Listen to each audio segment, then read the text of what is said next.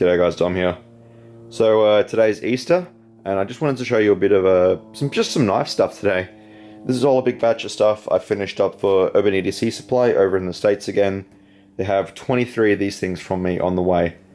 And I'm not selling any of these individually, so pretty much the only place to get them is through him, because it's not really feasible for me to make these and sell them directly from my website, because there is so much time in each little one of these. I've got to make them in a big batch, otherwise it's not worth it. So he's getting the whole lot, all 23.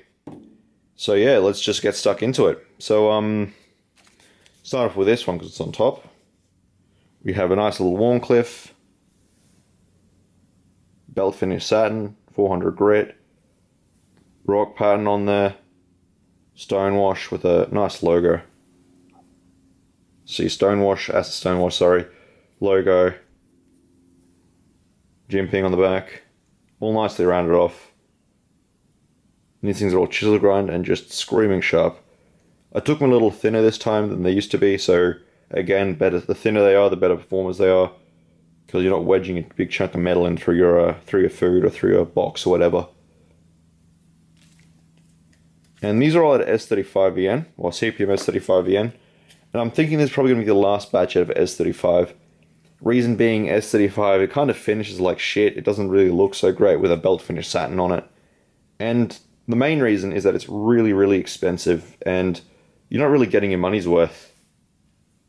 So either I'll find a different material at the same price point, or I'll go to 154 cm or something like that. We'll see, because I like 154. It finishes really nicely and it's a good steel.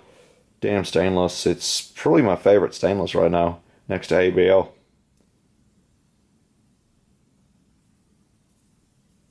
Again, same deal. This is more of a an upswept. I call them the scalpel style, but they've got more of a belly to them, more of a slicey kind of a deal.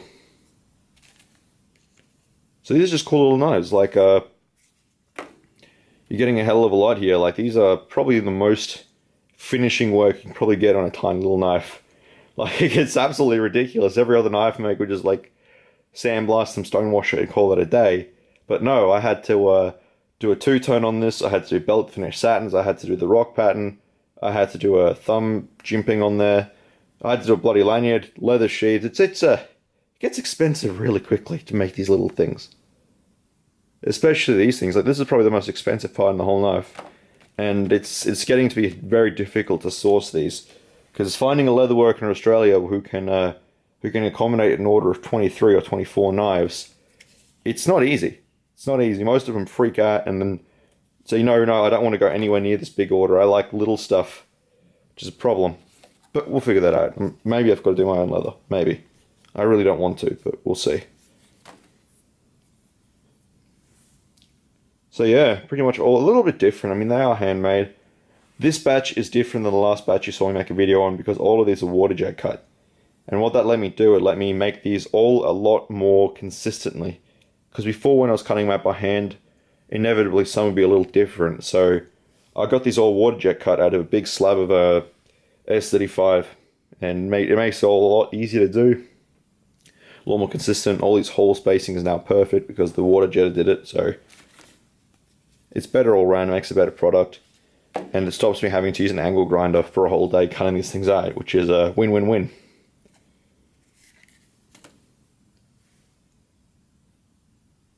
And these things just attract fingerprints like crazy. Just on that bevel there. But yeah, all these are really sharp. I'm going to actually go through and just touch them up a little bit before I ship them to make sure they're really just crazy, crazy sharp little knives.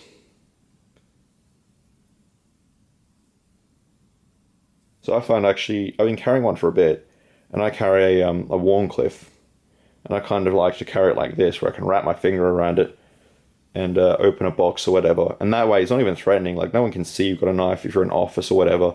You wrap your finger around there and just rip open a box with a tape or whatever and stuff like that. And it's also a lot more control. Like, this is a small knife. You can get a lot of control out of a small knife if you hold it correctly. Like, even like this, you've got your little your lanyard here to lock onto. So you can get a 2 and a bit finger grip on this, and that jimping there really helps just lock that blade and help control that tip.